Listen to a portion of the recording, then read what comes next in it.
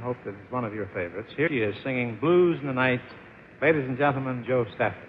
Joe Stafford. And he does, and it's caught! Touchdown!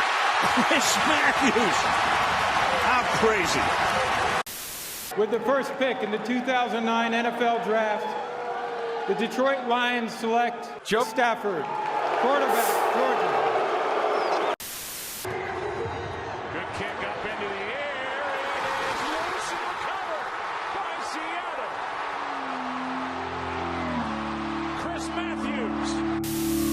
So let's get started.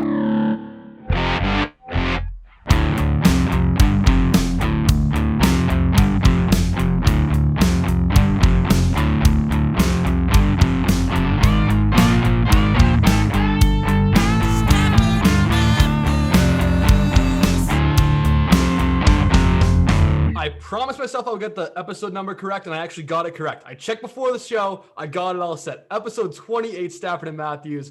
Welcome back. Joe Stafford, as always. Chris Matthews, former Seahawk and Raven, and Intern Kev.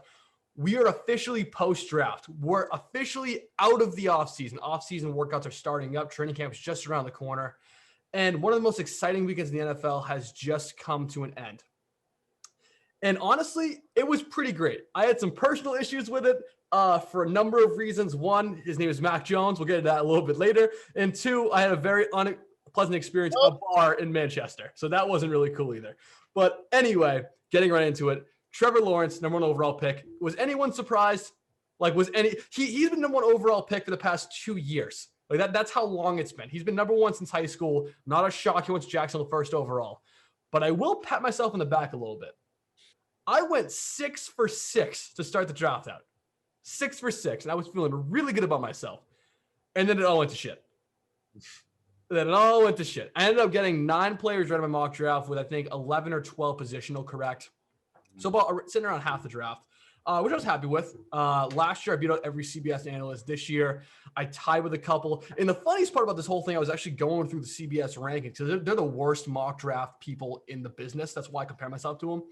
And I was looking at their mock draft, like center or whatever, where they have all their mock drafts laid out from all their analysts. One of the dudes got 2 picks correct. It was the first 2. Dude, this is your actual job. It's your profession. We literally just do this once a week, just talking shit, just kind of shooting shit with everybody and just trying to get everything right. And this dude does it professionally. He gets paid a decent salary to get things right. And he got 2 picks right. That guy is so down bad, it's not even funny. Yeah, that's when money talks and BS walks. So we know why that happened. I guess so. All right, Chris. Biggest 49er stan I know. Took Trey Lance 3rd. What do you think about that? Well, I'm going to stand firm on what I said prior to the draft on who I think we should have picked up, who we should pick up. But that didn't happen. We ended up taking Trey Lance, which, I'll have to learn how to love it. He's an athlete for sure. To be in the top 5, you have to be proven. You have to prove something. And he's proved a lot through the short time that he was in college. He's definitely a work in progress. Are we going to keep Jimmy G and let him grow for another year or 2, or are we going to move on and just put him in there? I don't honestly see that happening, but if it was, we're just going to have to live with the growing pains and, allow him to learn and become the player that he is, which a lot of the good things is going to come out of this is him being able to move around with his feet, create, extend plays, that sort of the matter. It just seems like a lot of people is going for the Russell Wilson type of a athlete. Type of a quarterback. But with Trey Lance, he's just much taller. So I can see that this could still work in our grand scheme of things. I like it. I'll learn to live with it, honestly. And you say learn to live with it like it's a bad thing. I don't think it's a necessarily bad thing. I like Lance a lot coming out, but like you said, I agree with you. He is really a project player. He's not ready to start day one. I don't think any analyst, any coach, or any scout, anybody in the positions of power in football would say he's ready to start. including us. So on the same page there. Did you take a huge sigh of relief as soon as Mac Jones was not your selection? No, absolutely. Absolutely. It was, I mean, that's why I gave us that's why, my personal grading of our draft, I gave the 49ers a B because it would have been an A if we had got the player who I thought we would have went for, but Trey Lance, somebody like you said, is somebody who needs to build and he needs to grow a little bit, not physically, more so mentally. And I gave us a B. I mean, still really high. It's still really good. It's two other players on here that I actually really like that we picked up in the draft. But yeah, Trey Lance is a good pick. All right, so going through the whole draft here, just to get a little bit of recap as well. Lawrence obviously went first overall. Zach Wilson out of BYU going second to the Jets. Also not a big surprise. I was going to say something really inappropriate about something else, but I can't say that on live radio. Anyway, what I will indicate to you, what I was going to say, go to Zach Wilson's Instagram or draft day pictures and just look through who he's with, and you'll know exactly what I mean. I'm just saying, you'll know exactly what I mean. I won't say it, but you know exactly what I mean. Anyway, you just watch. Just look at it yourself on your own time, Chris. When you're sitting down in your bed, you got your Snuggie on. Take your time, look at it, and then we'll go from there. I'm not saying it on radio. I'm too good for that. First off, I would never put a Snuggie on. I'm either bare ass or at least got some shorts on. That's information we just didn't need to know. I just don't think any of our viewers need to know that. Oh my God, I'm dead. All right, anyway, Niners at 3. Go Trey Lance. You just talked about him a little bit. Project player, but I still like the pick as well. Falcons at 4. Also not a huge surprise in a lot of people's eyes. Take Kyle Pitts, tight end out of Florida. Ultra dynamic, ultra athletic type of tight end. Very Aaron Hernandez type, very Tony Gonzalez type. Big, kind of slender right now. Can put some muscle on to the next level, I think. Fast, elusive. Just like everything you look for in a real playmaker in the middle of the field. So I think they hit on Pitts number 4 overall. And he was probably close number 1 on my board outside of Trevor Lawrence as well. So good pick for the Falcons. At 5, you're sitting there. You're starting to get over the QB hump a little bit, but not quite. And you end up going. Who's 5th overall? Why am I blanking on 5th overall? Chase. Cincinnati. Oh yeah, Jamar Chase. I was playing the tip with this guy. Bengals take Chase at 5 instead of Sewell, the offensive lineman, to reunite Joe Burrow and Jamar Chase. I love this pick. I think Chase is a dynamic playmaker on the outside. He can line up in the slot sometimes as well. Pairing him with Burrow, T. Higgins, Boyd, as well as Joe Mixon, and obviously Burrow is going to be dynamic as all hell for the Bengals going into next season. Miami then at 6 goes Jalen Waddle. I think it's also a good pick for them to pair alongside Devontae Parker and Will Fuller and give Devontae Parker to give Tua Tagovailoa a little bit more cohesion in that offense. Obviously playing with Waddle his last season at Alabama is going to help with that chemistry kind of mold it together really, really quickly and fast. Chris, in this top 6, what do you think was the best selection overall? Like what was the best player team fit that you saw? Trey Lance. That's the only one that I could see that fits ideal for the team that they're respectively going to. All the other ones, they're good picks. They're good picks. I'm not going to fault them for it. Falcons taking up Kyle Pitts. That's something that they are usually doing, especially with Julio Jones, Calvin Ridley, guys like that. I think the worst pick out of all of them, honestly, even though it came out to be, it could be a match made in heaven, to be honest with you, is the Jamar Chase, taking him at 5th. I probably wouldn't have taken him that high, but I mean, what can you do? Right under him is Jalen Waddle, and that's not even the second best pick that I would have picked up for Cincinnati. So. I mean, I understand it. You lose AJ Green, who is your franchise receiver. You need somebody else to go out there and for you to pay the bills and win some games. But I mean, that's the only one that I can see. Now, if we go down even further, I think the best out of all the teams that have picked up anybody is honestly Detroit with Penei Sewell.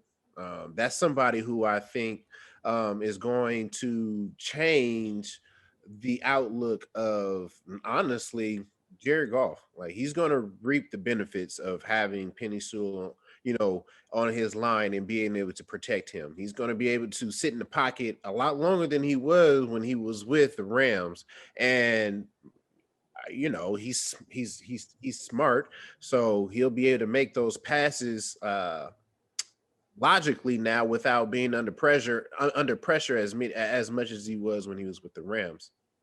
Definitely. And going back before I'll talk about Sewell, one more thing about Kyle Pitts, I think might have been the worst fit in terms of team, just because of the fact I think the Falcons are so far past their offensive prime. It's not funny. And I understand that Ridley's coming into his own just now, but Matt Ryan, your centerpiece on offense, is getting older and older, is looking worse and worse, has been on a downward trajectory since his MVP season in 2018.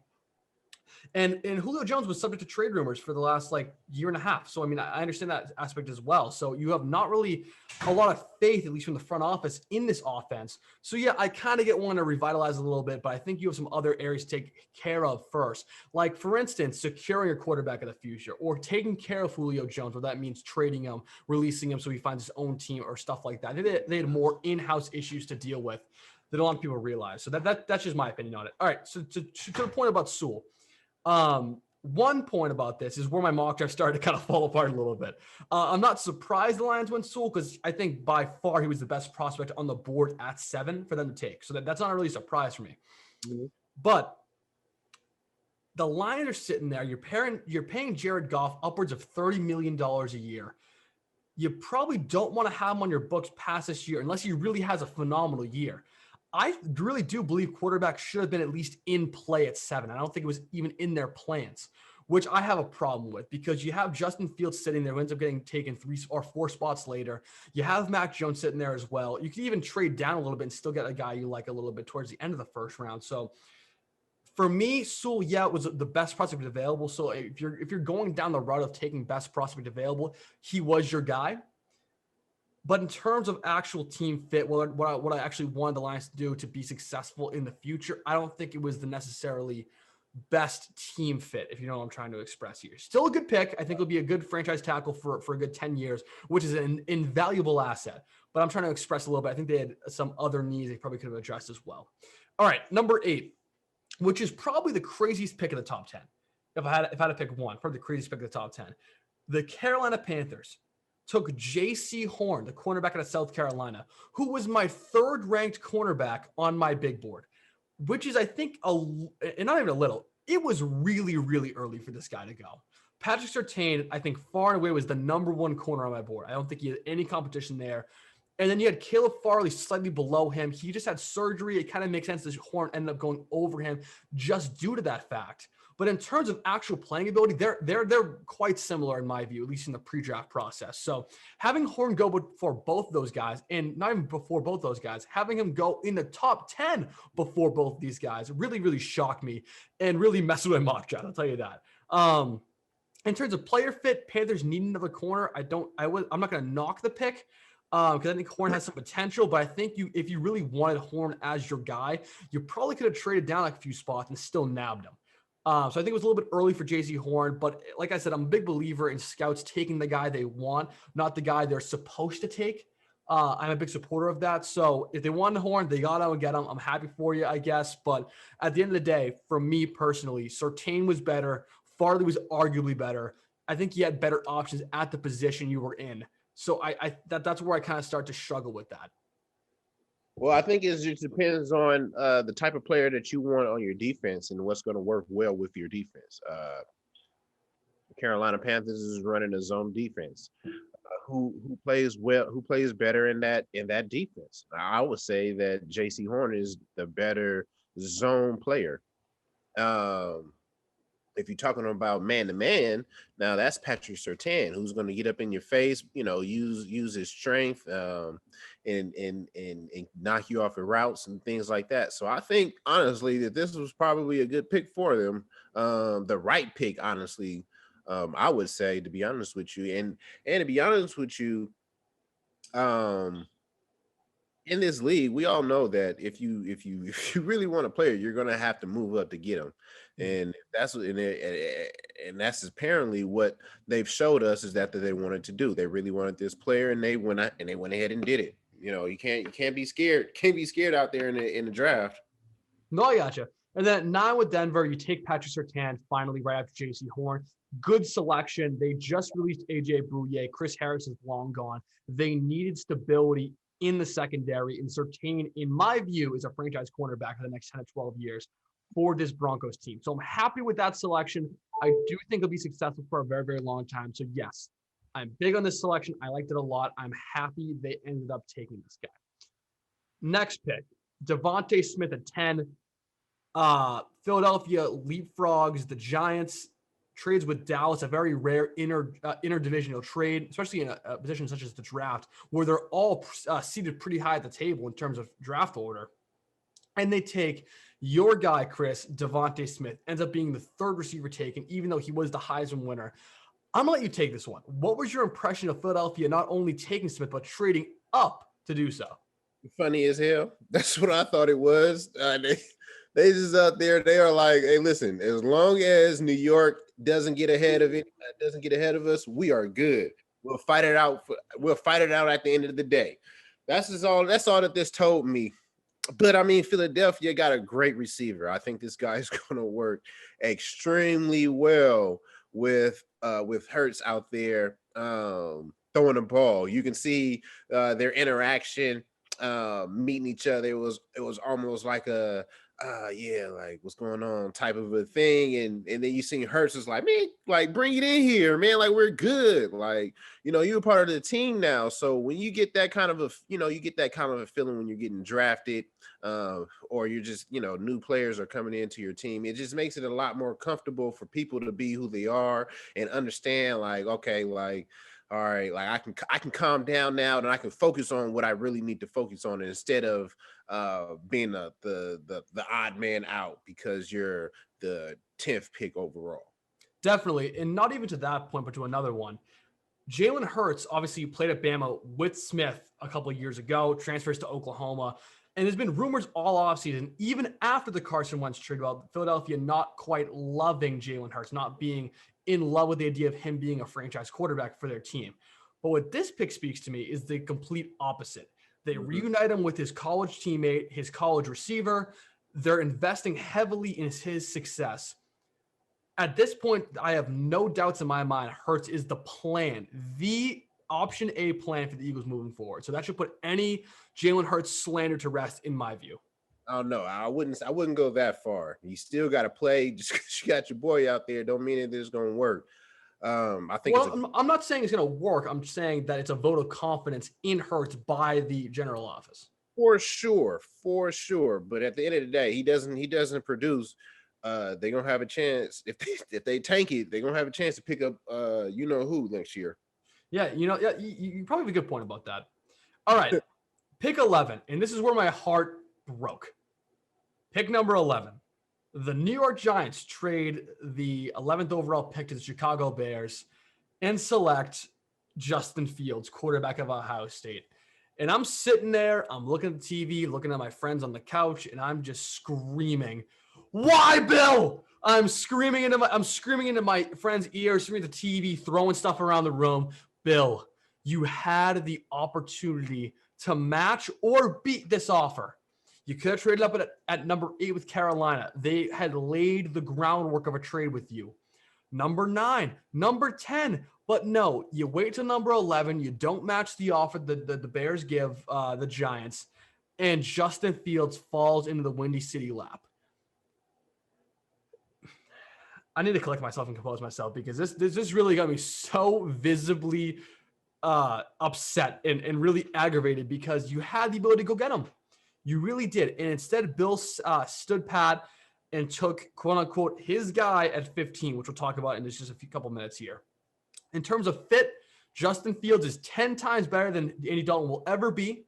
The ceiling is 10 times higher. Andy Dalton might start the season off, but I seriously doubt he'll finish it. Fields is going to outwork him. and outprove him and really out-athleticize him because he's just a better athlete and a better quarterback in my view. So it won't take long for Chicago to see Justin Fields and see the rookie quarterback on the field. I think he'll have moderate success. He has Allen Robinson out there. I think he'll have a very, very not easy time, but an easier time than people are giving him credit for to transition into this league with guys like Allen Robinson, Tariq Cohen, David Montgomery, and a whole slew of other weapons in Chicago. So that's my view on it. Chris, what do you think of Fields' fit in Chicago? I think it's a great fit. I think they came up on a great player. You know me, I only have great things to say about Justin Fields. A guy who is very smart. He's a leader, a field general, if you would say. He has all the intangibles that, a desperate team, much as like Chicago, would need to fall in their laps. This is a great pickup, man. He's gonna have a great time, and you saying an easier time than what people would think about him. I think he's gonna have not easy, but let's stick with easy. Let's just stick with easy. I'll go with that. I'll stick with easy. An easier time because Allen Robinson is an absolute monster. Nobody's able to stop him in the division or anywhere on that who steps on the field with him. To be honest with you, he's just that good to me. But with all the supporting cast around him, I think he's gonna turn out really good for for the Bears. And I would say,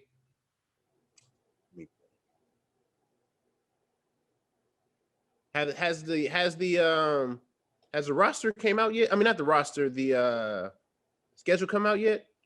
I think it drops May 15th. I want to say something 15th? like that. All right. Well, I'll probably have to rehash this, but I'll say around week 5, we'll start seeing Justin Fields pop out. Quick side note, I have season tickets to the New England Patriots. I'm very proud of that fact. And I went over the schedule for away and home because that is announced before the schedule was actually announced. We have Jacksonville and Tampa at home. So, and we split the tickets with my dad's friend from work. So we go 1-2 down the line, picking games. And I'm pretty sure I'm going to buy my own ticket to the Bucs game, even if I can't go to that game anyway. But I'm so excited to see Trevor Lawrence if we can get that game. I'd be ecstatic to see this guy. All right, back to the draft. That was just a side note. Number 12, this pick was traded like 4 times. This pick was all over the place. Ended up being 12. The Cowboys select Micah Parsons, the linebacker out of Penn State. Classic do-it-yourself linebacker, or not do-it-yourself linebacker, all-around linebacker. Can rush the passer from the middle, can cover, can hold the edge, can beat the run down. I love the pick, but Dallas had more needs, and the needs were corner. I understand that Horn went way too early for you at 8. I get that. I get Surtain at 9 was more realistic to plan around, so you really didn't have a lot of options outside Caleb Farley, who ended up going, I believe, 22nd because of that injury we talked about. But you needed to go secondary. You didn't. Micah Parsons is a pretty good consolation prize to that because he is one of the best linebackers, if not the best linebacker in the whole class. So you really can't get mad at him taking it considering the circumstances, but Dallas needed to make a move for a high-level defensive back, and they really didn't do that. And that's starting to concern me. And maybe it points to another late free agent signing a la Richard Sherman. Yeah. The Cowboys already flirted with Earl Thomas earlier in the year. Who's to say they don't flirt with another Seahawks great and take Richard Sherman in? Chris, I want you to break down 2 things for me. 1, Parsons at the Cowboys, the fit there. And 2, do you think your former teammate Richard Sherman would be a fit in Dallas? I absolutely think he would be a great fit in Dallas. Being under Dan Quinn, somebody that he actually won a Super Bowl with, they'll be able to get that defense, and honestly, maybe even the whole team rallied around what Sherm has to bring and Dan Quinn's methods.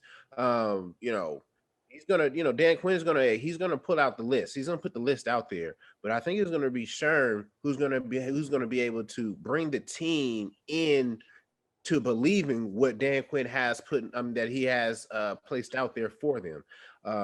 If they could pick that up, that would be great because they're already running the 4-3 defense. They're adding in Michael Parsons, who is, everybody wants to say that he's like Bobby Wagner. whatever. I don't believe that. But this is a guy who has speed on him, is going to be able to get from in the end a lot faster than some of the other previous players that they had on their team. So I think this is going to be a great fit for both sides of the camp. And your second question, what was your second question again? You kind of answered it. The Micah Parsons fit in Dallas, which you kind of already explained, so it's all Yeah. good. But anyway, in terms of Dallas, if you had told me this time last season that Dallas would be taking a linebacker with the 12th overall pick, I would have laughed in your face, because at the start of last season, you have Jalen Smith, you have Sean Lee, you have Leighton Vander Esch, two of which are young, exciting, fast, modern linebackers who would just come off unbelievable rookie and sophomore campaigns. You were primed for success. And Sean Lee obviously being the captain of that defense and being around for the past decade and just being a solid presence in the middle of that defense. You told me that last year, taking a linebacker 12th overall, I would have laughed in your face. And over the course of this entire season, it became one of their most glaring needs, even though they'd already invested heavy and found some success with that investment initially. And now you take Micah Parsons. So that's just another failure of the Cowboys' defensive team to kind of develop their talent, and not only develop it, but maintain it. And now we're in a situation where now Dallas has a huge number of holes across their defense. They can only use one pick to address it in the first round. Went with Parsons. Like I said, not a bad selection, but I really would have liked to see a corner go there for Dallas. Didn't happen, but keep your eyes on Richard Sherman. 13th overall pick was the next pick I got ready in my mock draft. Rashawn Slater, offensive tackle from Northwestern. Home run hit. The Chargers needed to protect Justin Herbert. They did exactly that by taking Slater. Big-bodied guy, agile, great foot movement. Playing at Northwestern is not the biggest D1 school. It's not like you're playing at Alabama or Florida or LSU. And people had some questions about his ability to kind of translate into this elite level tackle at the next level. I don't have a lot of issues with that right now. I think he'll be a very good tackle at the next level, and I think Herbert is smiling ear to ear after hearing this selection on day one. So, Chris, what do you think? Absolutely. This is a guy that I've been raving about for some time other than Sewell. Slater is what these new quarterbacks need. They need some guys that are going to be able to sit there and protect them and allow them, if they have that extra second that goes off that they generally wouldn't get the luxury of having on some of these other teams, and it would end up being sacked. But getting that extra second might turn a sack into a touchdown or into a first down, or this a big play. Anything like that. I think it was a great pick for the Chargers moving forward in their career. And definitely, and obviously they're already stacked offensively. Mike Williams, Keenan Allen, Austin Eckler, the list goes on and on. They have enough weapons to deal with right now. So for people that were trying to predict and they wanted to go maybe with a slot guy receiver, maybe a tight end to replace Hunter Henry, I think they're going to be quite okay. When your rookie quarterback's tossing 35 touchdown passes with a banged up line, you're in good shape no matter where you're going. So definitely that's my view on it. 14, the Jets. Elijah Vera Tucker, the guard out of USC, goes. The Jets trade up with Minnesota. Who, interesting storyline as well. The Vikings report came out after the draft had concluded that they love Justin Fields and were prepared to take him at 14 if he had slid down the board. I had actually mocked Mac Jones going to the Vikings at 14 because I had Justin Fields going early in the draft. But I will say I knew the Vikings wanted a quarterback. They're not happy with Kirk Cousins. I've been trying to tell people that for millennia because he's just not exciting. He's overpaid and he's not clutch. So you have the option at 14 to take Fields. They would have pulled the trigger. That didn't work out. They trade out from that pick and pick a few picks later. But back to the actual pick, Vera Tucker. Zach Wilson needs some sustainability up front if he's going to outlast what Sam Darnold did in New York during his 3-year tenure. This was a good first step. The Jets organization in general wanted to make sure they gave Wilson the opportunities that were not afforded to Sam Darnold. This is the exact example of what we're talking about here. Vera Tucker, solid option in the middle of the field. Big body guy, can pull a little bit. I think he's a solid option at 14. Would I have gone running back? No, it's too early for 14. But if they had stated that pick at 22 or 23, I believe, wherever the one they traded out of, I probably would have gone Travis Etienne or someone like that, or maybe Najee Harris if he'd been available. However, lineman's never a bad idea when you take a rookie quarterback. I think it's a really good pick for the Jets. It's the best idea ever. This is where teams actually make a change in the direction of their future. Um, now this is the Jets. You have to taper it back a little bit when you're talking about the Jets because just by history shows they've had players and it just hasn't worked out. So with this, still hold back a little bit of understanding and making sure that you understand that this is a Jets until something drastically changes in their organization. But yes, this is a great pickup, like you said, having a young rookie, knowing that he's going to be protected by a premier offensive lineman. It definitely eases the learning curve. Definitely. All right, next pick. Since we kept the muzzle on Kev for so long, I'm going to give him a piece of the pie here. Kev, the Patriots at 15 selected Mac Jones. Before I get into it, I want your view, your take on the pick. All right. When I was watching it, I had the same feeling about you or that you had with Fields. I was like, all right, if the Bears don't trade up, we can get Fields. Instantly, the Bears trade up, they get Fields. I was like, all right, I don't think we're going to take Mac Jones. Probably going to take a linebacker or a trade out or something. Take Mac Jones. I was very surprised, but I don't know. Just like Trey Lance with Chris, I'm going to learn to love it. So we'll see. All right. 15. Mac Jones was off the board. To my New England Patriots. And I'm sitting there. Chris, I don't want your nonsense right now, right? I'm grieving. I'm in like there's 5 stages of grieving, I'm pretty sure. The first is denial. I was in denial the whole night. The second is bartering. I don't know actually know the stages of grief. Kev, look at the stages of grief. I want to see this. I want to see what stage I'm in right now because I'm definitely not in acceptance. I'll tell you that. I'm not in acceptance yet. I'm far from accepted. Can you give me the stages of grief, please? Hey, listen. This is the best pick ever that you guys have ever picked up, man. This is going to work out for you. I promise you. Got shock and denial. Okay, that was the first night. Guilt and pain. Yeah, I was blaming myself a little bit too. I felt like I was willing the pick to have for Justin Fields so badly. I did feel a little guilty, but all right, what's the third one? Anger and bargaining. I'm still really angry, so I don't think I'm past stage 3 yet. But yeah, in terms of actual player evaluation, Mac Jones for the system, it fits. The problem with that fact is that we no longer have Tom Brady. Ergo, we don't have the Tom Brady Patriot system we saw for the last 20 years. So not only will Josh McDaniels have to design 2 different offenses, one for Cam Newton, because I guarantee you he starts the season. It won't be Mac Jones. And the second for Mac Jones, if he comes in to relieve Cam Newton of his starting quarterback duties. That's a problem in and of itself for a rookie quarterback to learn 2 systems if he needs to, and Cam Newton to learn 2 systems if he needs to. Not only that, you bring in Hunter Henry, Jonnu Smith, Kendrick Bourne, Nelson Aguilar, and a slew of other guys who now in their first season in New England, not to mention the most complicated system in the entire NFL for receivers and tight ends to learn because they had to make checks at the line by themselves, not just the quarterback, now have to learn double. They need to learn 2 systems with all of that information packed into it. What the hell are we going to do? I'm overreacting. I know I shouldn't be overreacting because at face value, Mac Jones fits the quote-unquote system we had in place for the last 20 years outside of last year. But he's the least exciting quarterback I've ever seen in my life. He is Kirk Cousins 2.0. That is what we're seeing right now. I'm disgusted. I do not want to see this guy in a Patriots uniform. The whole Big Mac, the mac and cheese shit, I cannot stand. I hate seeing it on my social media feed because all I follow are Patriots accounts. And all I'm seeing is, oh, Mac Jones is a savior. Mac Jones is this, Mac Jones is that. I want to be clear. I'm not rooting against the kid because it's disingenuous to do so. When you have a player on your team, you root for him. That's what you're supposed to do as a good football fan, as a religious football fan. And I will do that. I will serve my duty as a New England Patriots fan, and I will support Mac Jones with my whole heart. But just you fucking wait.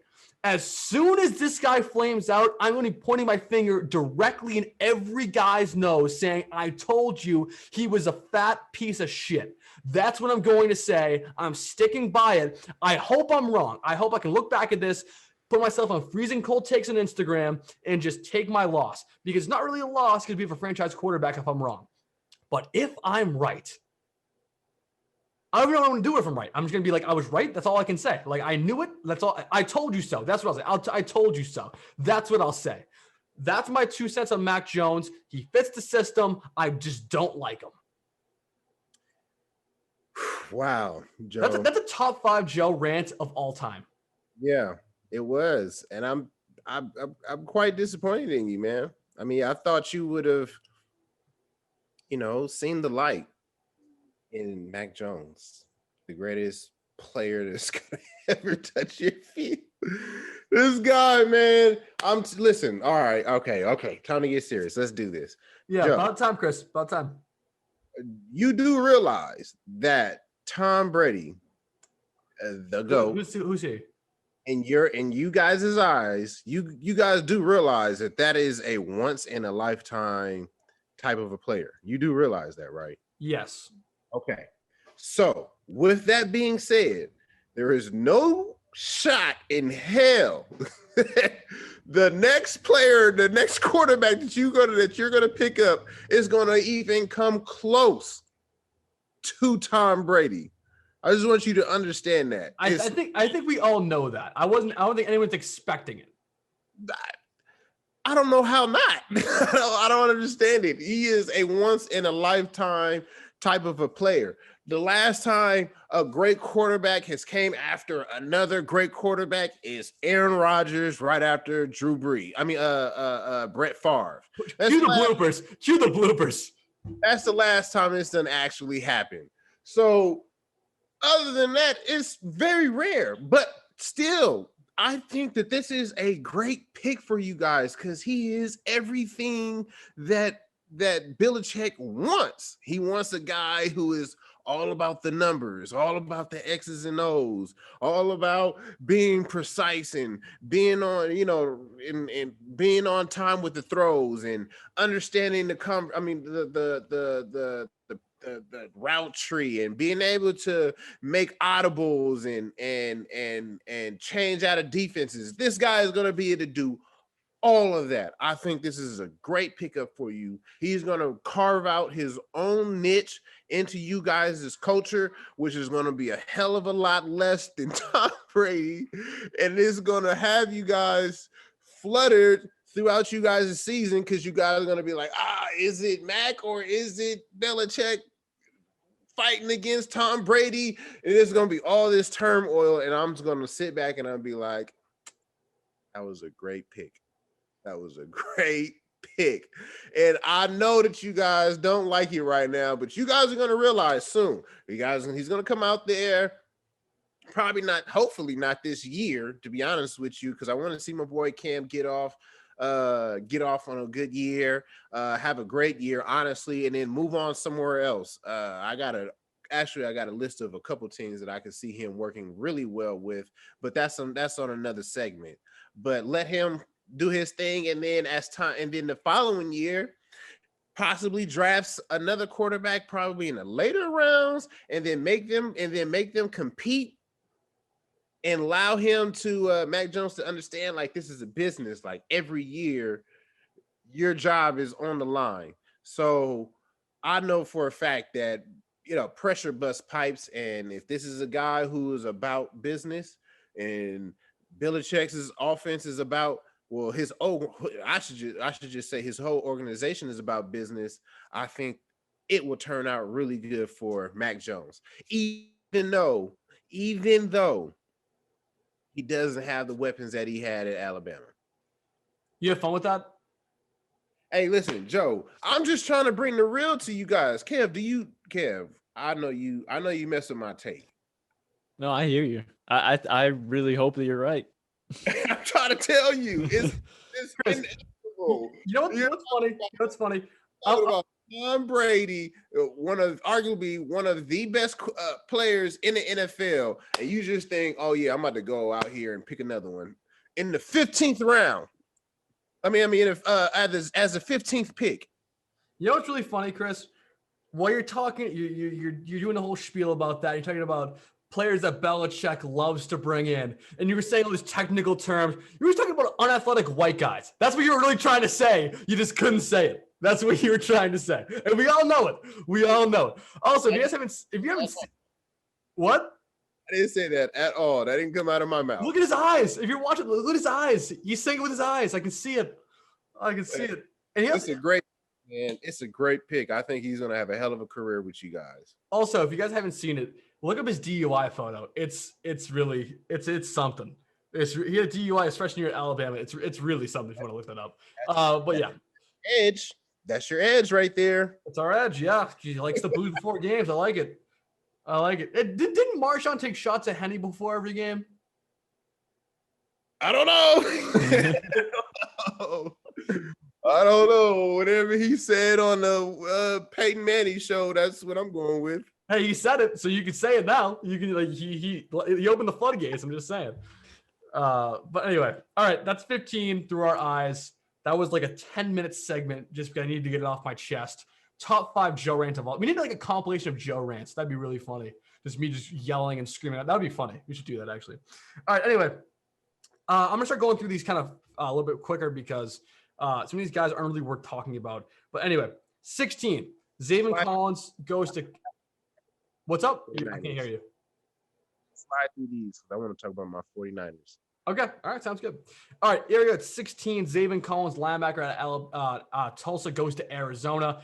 I had Collins towards the end of the first round a little bit in my latest mock draft. And I really didn't think that the Cardinals would take a linebacker considering they took Isaiah Simmons just last season.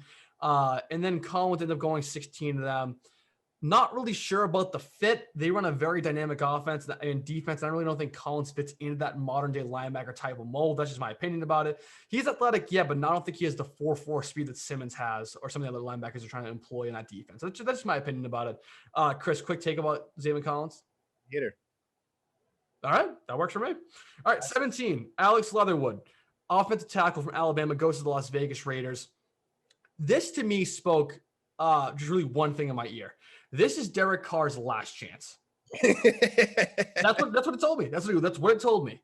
They took a tackle for him. They basically said, hey, we gave you Henry Ruggs last year. We're giving you an offensive tackle this year to replace Trent Brown. This is it.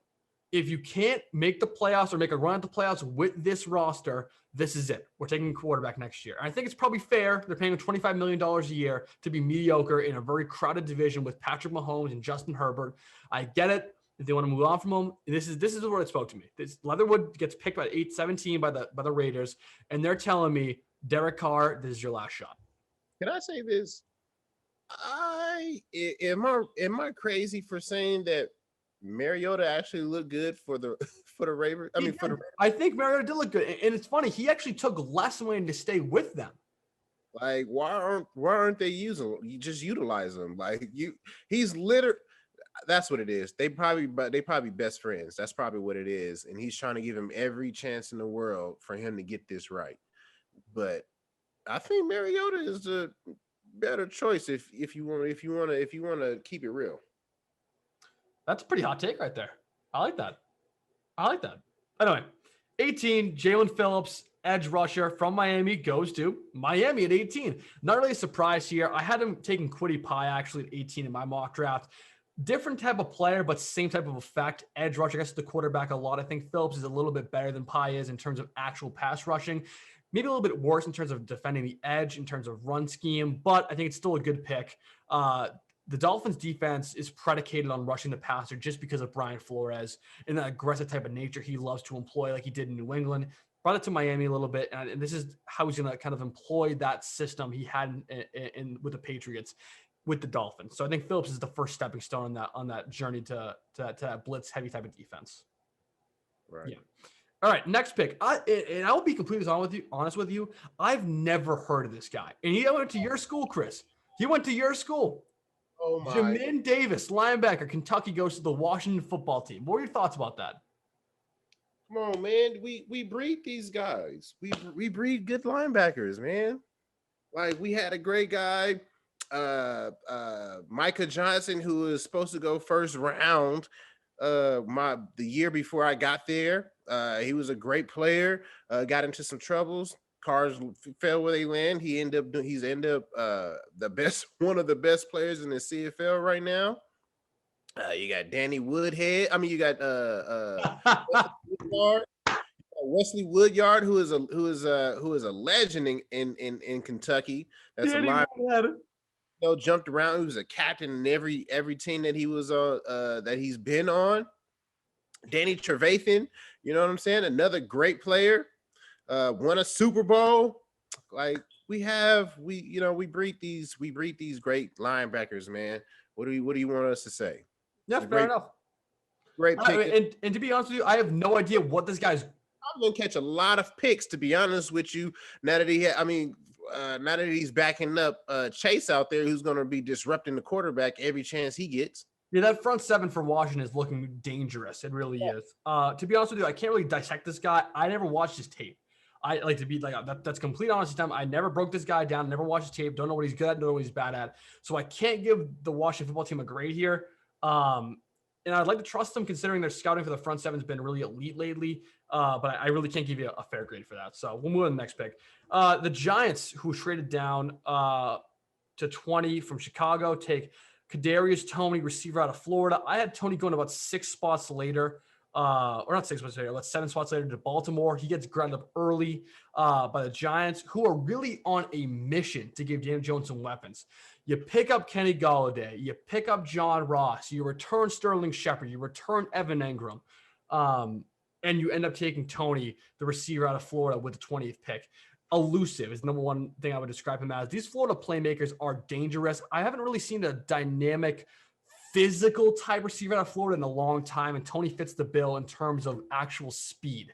Speed guy, elusive guy, and I really do think it'd be a good pick for the Giants here. They're giving Daniel Jones all the ammunition that he is able to handle at one time. It's a good pick for me. Percy Harvin. Percy Harvin's not big and physical. Okay, I get it. I was talking. Yeah, I might have misspoke. I'm talking about speedy guys. I'm talking about dynamic, speedy guys. Harvin would 100% be in that branch, and so would Toney. That's what I was trying to express there a little bit. Okay. Wait, did you play with Percy Harvin, or was he off the team? Yeah. When you got there. Absolutely played with him. He was the first person that allowed me to drive a luxury car. Really? That's my guy. What car was it? It was a Porsche Panamera. Ooh. 4S Turbo. You drove Percy Harvin's Porsche. That's pretty nice. That's a great story. Just come up here and pick it up. I'm like, I'll be there. Did he get hurt in 2014? Because I didn't see him in the Super Bowl. No, he definitely played in the Super Bowl. Percy Harvin. No, and that's in 2013. No. He wasn't there in 2014. That's what I thought. Okay. Now we're on the same page. Anyway, 21. The Colts take Kwity Paye, the edge rusher out of Michigan. Like I said earlier, I compared him to Jalen Phillips. Not as dynamic, but still a good pass rusher. My thoughts with him, it's a low ceiling, but a very high floor. You know what you're getting when you're taking Kwity Paye. Solid starter, borderline Pro Bowler, definitely not an all-pro in my eyes, but you know what you're getting. You're getting a very solid starter. And that's all we need with the Colts defense. They're already stacking up with DeForest Buckner in the inside of that defense. The Colts defense looked phenomenal at the end of last season. They really only needed a steadfast hand towards the edge, and that's what Paye is. So it's a good pick for me. Great pick. Next pick, Caleb Farley, 22nd overall to the Tennessee Titans, cornerback out of Virginia Tech. I wanted to see them go O-line. And that's selfish because I just want Derrick Henry to just run people over even more. I understand it's kind of selfish, and I think Farley's a good value at 22. He only fell because of that surgery he had early in the draft process. So it's a good pickup. It really is. But you have to release your last first-round pick, Isaiah Wilson, because of character concerns. What, by the way, I predicted at the combine. I saw in his body language, I saw in the way he was talking to coaches, he was not going to fit in the NFL level. And I told you guys that on my draft analysis almost over a year ago at the combine last March. I said that. You can look up and Ride the Wave Media, scroll all the way down 800 posts or whatever. It's there. It is there. Regardless, Farley's a good value, but like I said, I think the Titans had better needs or more pressing needs to address. Edge rusher, Clowney just left your team. An offensive lineman with Wilson departing. So Farley's a good value. It's a good pick, but I think they probably could have gone with a different direction. Right. I agree with you. Seeing an offensive lineman, it would have been nice, but why break up the nucleus that you already have that's running really strong? I don't see it happening. So Yeah. I'm All right, the Vikings at 23 after trading down had take Christian Darrisaw offensive tackle out of Virginia Tech. The Tech boys back to back talking Mike Vick. I like it. But anyway, Vikings take Christian Darrisaw, and I think it's very similar to the Derek Carr situation. Looking at Kirk Cousins, looking at the offense and saying, Kirk, this is your last chance. Get us to the playoffs, win a playoff game, or get the hell out of my locker room. That's the bottom line for me. That's what I think is going to happen. This is the last shot effort. If Fields had been there at 14, it was going to be Fields. He wasn't available. They trade down, take Darrisaw as a last-ditch effort to save Kirk Cousins' starting career in Minnesota. That's what it says to me. Kirk Cousins is a great guy, man. He keeps on getting shots. I support it. If you work it. Yeah. All right. So at 24, the Steelers, Pittsburgh Steelers take Najee Harris, running back out of Alabama. Chris, I know you love this pick, so you can just go on a whole-on rant if you want to. Tell me what you think about the Steelers taking Harris. Listen, I'm not going on no rant, but you want to know why that there's a lot of players out here that's getting. I mean, why a lot of linebackers and defensive ends are being picked up right now. It's because of this guy right here. They know that this guy is going to come in and bust some people's heads smooth open. This guy is. I honestly want to say that this guy can honestly be a Pro Bowl type of a player right out the gate. There's nobody else out there that he needs to try to impress or work harder than. It's just straight up get your work done, because this is the type of player that he is. He doesn't need any extra motivation. He just needs a place to go work out, and he's gonna put his shoes on and go do it. This is the type of guy that they got. This is the type of team that allows players to do things like that and become the players who they will end up becoming, i.e. Le'Veon Bell, i.e.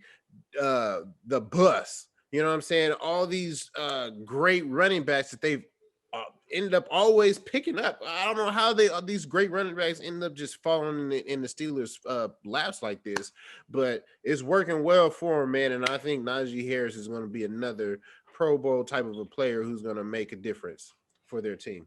And this is a very popular mock pick here because James Conner ends up going to Arizona. They really didn't want to bring him back. It was very clear at the beginning of free agency that was not going to happen. So he looked at the draft, and Harris was pretty much the consensus number one back for a lot of people in this class. Ran a low 4.4, high 4.3 40 dash as pro day, which I don't really count anymore because virtual pro days do not count. They skewed those numbers. Everyone ran a 4.3 this year. But in terms of actual playing ability on the field, he's a home run. He fits the style of football that Pittsburgh loves to embrace. And we talked about this last week, how if a player embodies the spirit of a city, like Edelman did with New England, and like I think Najee Harris will in Pittsburgh, blue collar, pale bucket guy, and wants to rock you, wants to run you over, I think it makes a lot of sense for Pittsburgh. I like the pick a lot. Yes, sir. 25th overall. You have Travis Etienne out of Clemson going to Jacksonville, reuniting with Trevor Lawrence in Duval County. Great selection. Also want to point out, I had Etienne and Harris going back-to-back my mock draft as well, except I had Etienne going a pick before Harris to the Jets, who ended up trading that selection. So just want to point out there, they were in the same range. In terms of actual fit, there is no better way to get your quarterback acclimated to NFL life than by giving him a run game. You now have James Robinson, the rookie running back from last season, who had a phenomenal year. And now you bring in the more dynamic Etienne, who already played with Lawrence for the last 2 years at Clemson. This is a slam dunk pick. I loved this selection. I think it was one of the best of the draft, one of the best fits in the draft. Lawrence now goes in with a revamped offense featuring DJ Chark, featuring Keelan Cole, featuring Marvin Jones, featuring Philip Dorsett, featuring Travis Etienne, featuring James Robinson. That's a nice way to go to the NFL. Yeah. I love this selection. I think the division is going to be very competitive with Lawrence at the head of the Jacksonville Jaguars. I'm excited about this pick. I like it a lot. I'm with you. Sorry, I'm drinking water. Anyway, Pick 26, the Cleveland Browns select Greg Newsome, the second cornerback out of Northwestern. I did not mock this guy in the first round in any of my versions at all. It did not happen. I didn't think he was a first-round talent, and I really still don't think he is a first-round talent. Regardless, the Browns needed another corner opposite Denzel Ward and to support John Johnson in the back end. It was a good selection in terms of fit. As for the player itself, I'm not so sold. I mean, I hear it. Everybody can't have a great pickup, but I mean, he's still a good player. He's still a good player. He's still able to dissect offenses the way he's able to do, just sitting back in the zones with those long arms and batting balls down as much as he did. I think it's a solid pickup. Most definitely. And we got 27, Rashad Bateman going to the Baltimore Ravens, receiver out of Minnesota. Baltimore need to take a receiver. I thought it was going to be Tony. He was actually gone by pick 27. They go with Bateman, who crushed Green Bay's dreams by taking him ahead of them, just a few picks ahead of them. Bateman's a solid receiver. I like him a lot. I think the Ravens need to invest in this position. They took Sammy Watkins from the Chiefs in free agency. That was not enough. We'll see if Bateman's enough. I'm still not sold on Lamar Jackson. I really am not. I'm not. Literally just won an MVP. You can win MVP all you want. Doesn't mean it's going to translate to wins. But he's a perennial player. Does it matter if you can't win? You don't just give that up. Who does that? Nobody does that. I'm just saying it doesn't matter if you're a perennial player if you can't win football games. Michael Vick was one of the most electrifying talents in all of NFL history, and he couldn't win shit. Am I right or am I right? Do your thing, Joe. I hear you. I hear what you're saying. There's no need to pay a quarterback $40 million if you can't win football games. That's the bottom line for me. That's all I'm saying. I mean, it's not like we haven't seen that before, though. No, what I'm saying, I don't think that I'm just saying personally, I'm not sold on him. That's all I'm saying. I'm not sold on him. Regardless, here we go. Peyton Turner. Who the hell is Peyton Turner? Pick 28, the Saints take the Houston edge rusher. I have no idea who this guy is. He was not on any of my boards. Should have gone probably the third or fourth round. I don't scout that far down. Peyton Turner. What do you think of the pick?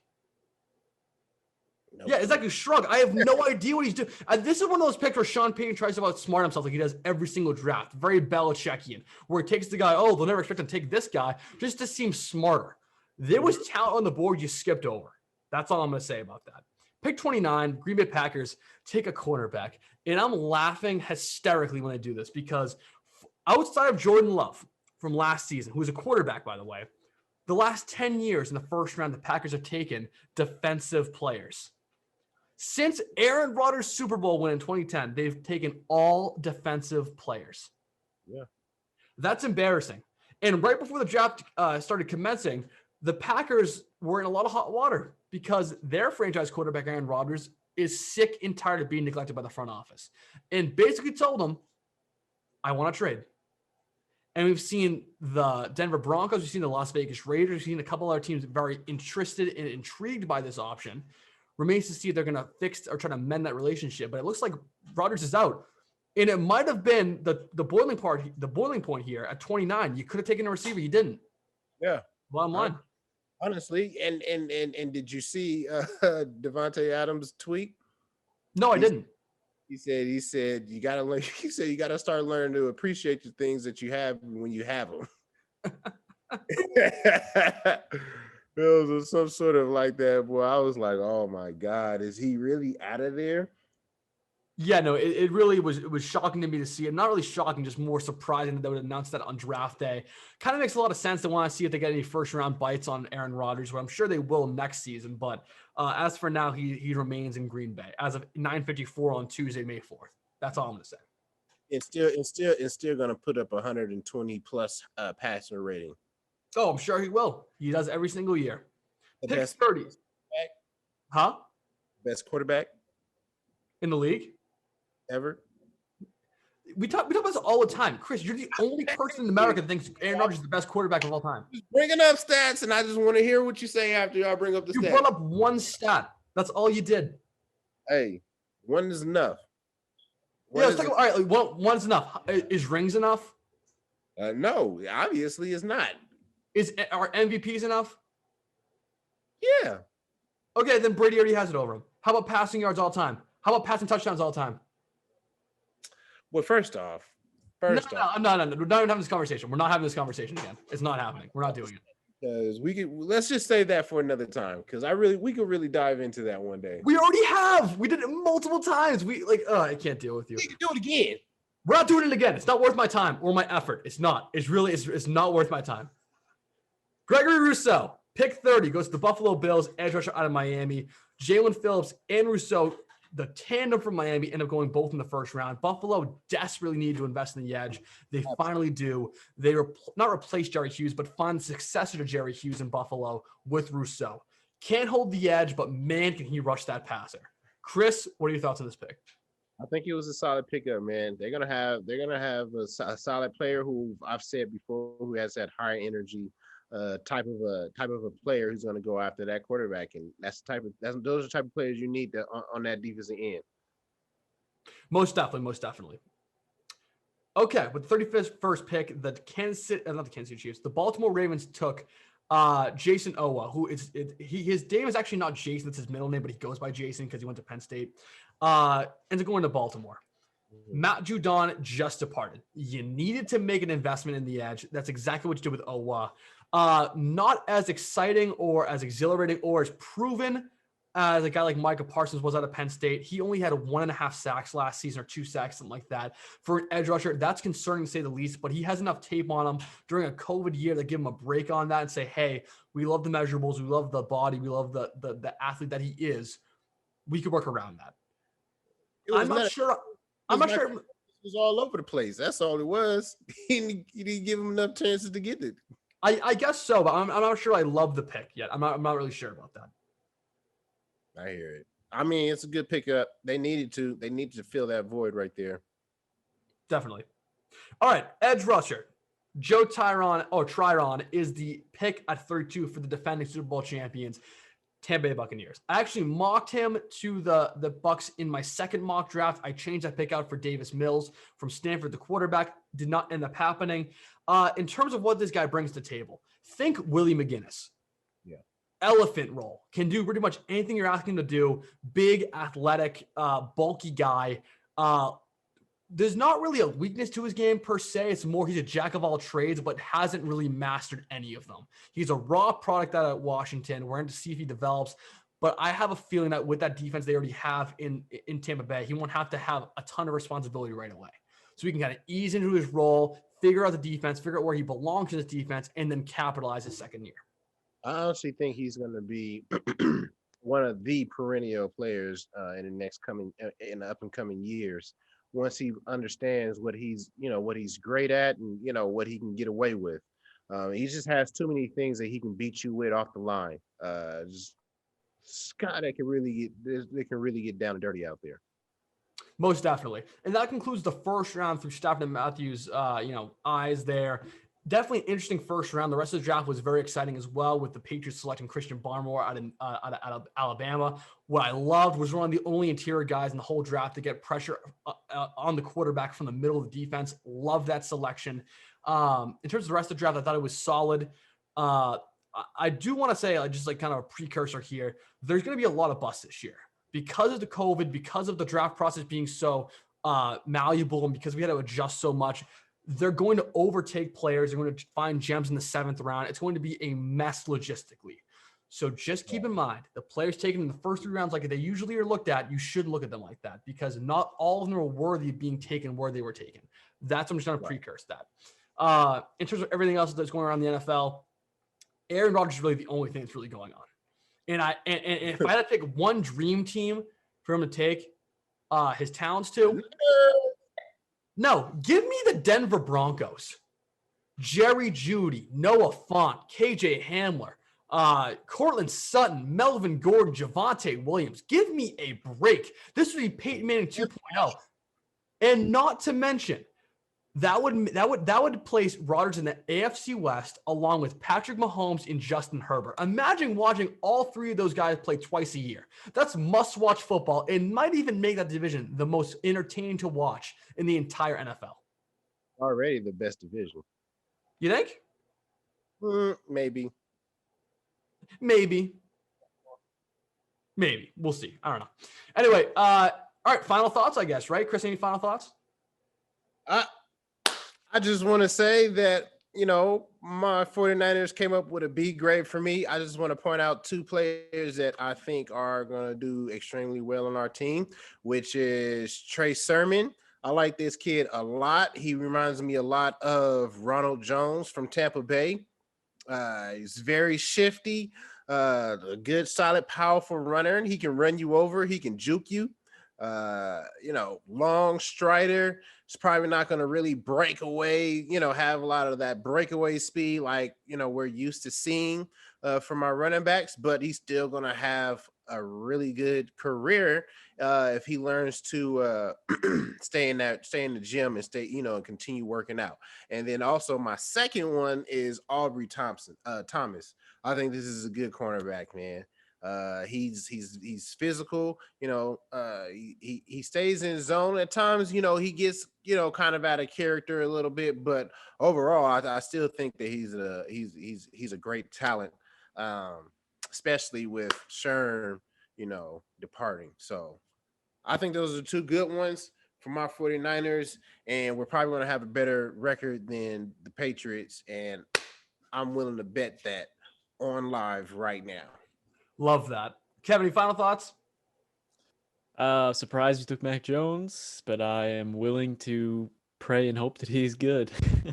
My final thought is I need to go to anger therapy, I think, for Mac Jones. I need to work through my issues emotionally and talk to a therapist or something, because I don't know what to do with myself at this point. Y'all gonna be like, instead of you saying, "No, I told you so," y'all gonna be saying, "Chris, you know what? You was right, man. He's not." Chris, I pray to God you're right. I really do. I pray to God you're right. It's not gonna get you guys over the hump. Don't think I'm on that side. I would never think you're a Patriot supporter, Chris. It's okay. It's okay. It's okay. Anyway, that wraps up Stafford and Matthews episode 28. We'll see you next week. Preferably early in the week. We'll talk about some different stuff going on around the league. Hopefully, we have a guest. And we'll see you guys next week.